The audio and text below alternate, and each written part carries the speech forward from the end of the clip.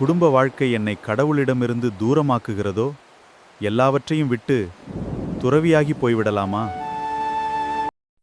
இக்கதையின் hero Maran ஆழ்ந்த சிந்தனையில் இருந்தான். பின் ஒரு சாதுவை நாடி சென்றான்.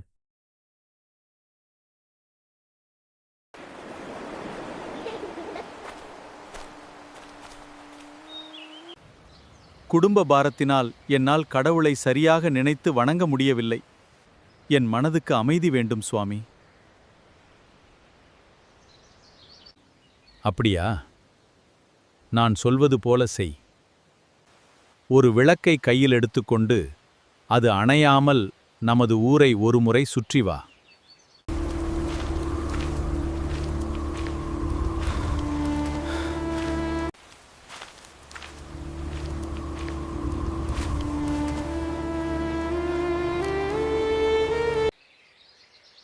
இந்த விளக்கை எடுத்து வலம் வந்தபோது கடவுளை நினைத்தாயா?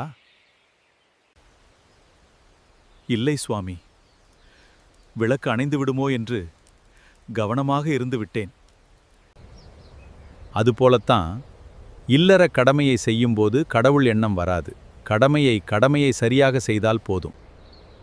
மிக்க நன்றி சுவாமி. எனது குடும்பம்தான் கோயில் என அறிந்து கொண்டேன்.